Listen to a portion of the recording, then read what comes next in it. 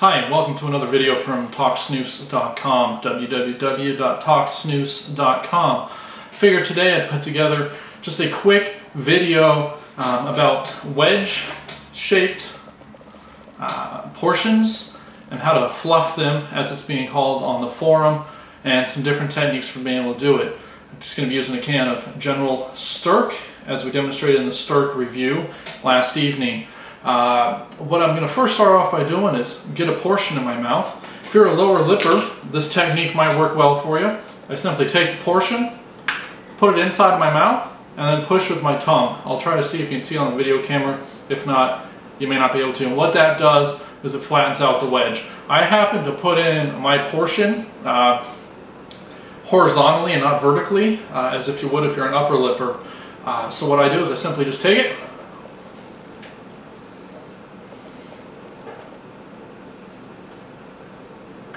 then I push my tongue up against the portion on my lip, push back, gets it nice and moist right away. You can taste that citrusy flavor right away, and it flattens out along my gums. I don't have an actual wedge now because I've spread out the portion inside the packing evenly. What I'm going to do is just use a couple different snus portions here from the General Stirk can that I just opened up this morning. Show you a couple different techniques for how to do this. So some people, whether you're an upper lipper, lower lipper, whatever it might be, do this a couple different ways. You have your wedge portion shape, wedged at one side. Not sure if that's going to show up on camera, but you know how that looks. Okay, what a lot of people do is just simply taking their fingers and squeeze it all the way through the portion, so they end up with a flatter portion. You can squeeze a little bit better than that. And what it does is it fills in the entire portion area to make it a little bit flatter. So there's not as much of that harsh corner that people don't like. This will work for upper lippers, lower lippers, whatever it might be. The other thing a lot of people like to do, and I'm just going to use the same portion sample before I go to another and not waste too much here, is take it in your fingers and roll it up.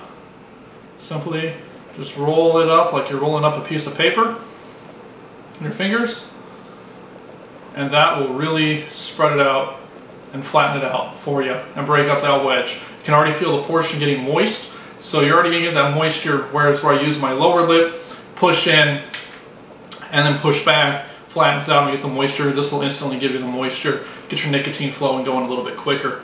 That's the two other ways to do it. Use your fingers, roll it, and then what some people will do that I'm finding is starting to be a popular thing with some of my friends and other people that I know, this is a brand new portion.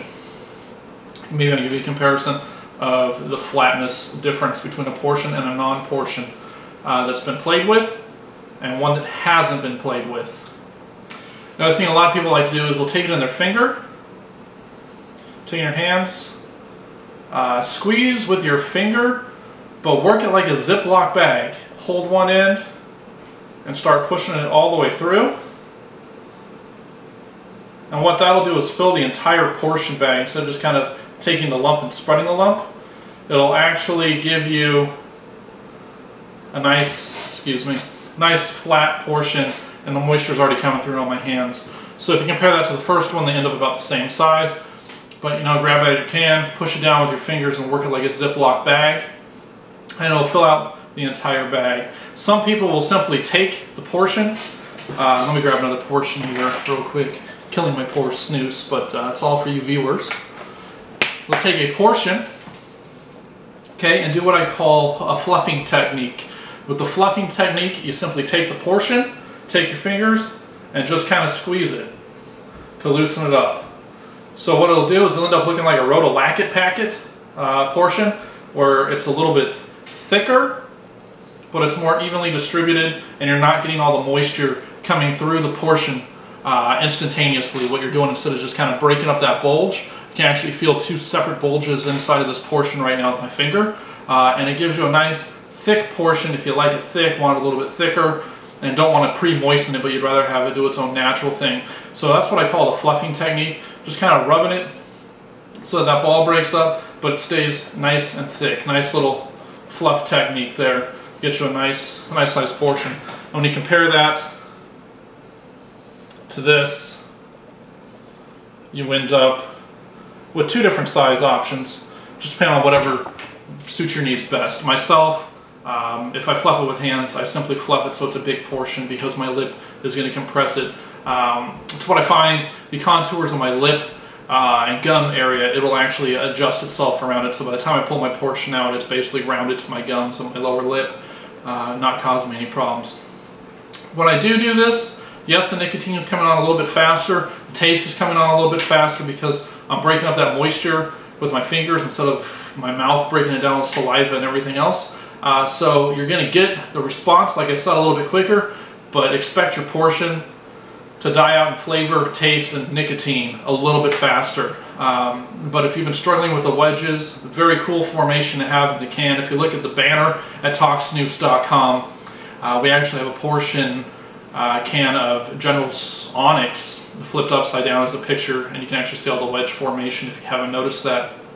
So it might lose its flavor a little bit quicker on you, but in the end, it's going to better serve you. If that wedge is bugging your gums, if it's just bulging, if it's giving you mouth sores or anything like that from having a big bulge there that when you're sucking your lips in to maybe get a little bit more of the flavor out, it's kind of damaging your gums and you're getting a soft spot that's starting to hurt. It's a good way of doing it.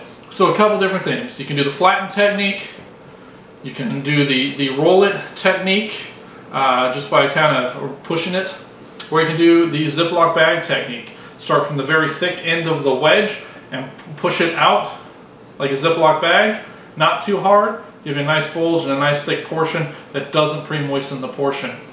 If you're looking for more information about snus, Swedish snus, reviews of Swedish snus, user blogs, we have a great new author up posting to the homepage. His name's Pat Hager. He's another Oregonian here and a newer snoozer that's posting up some reviews.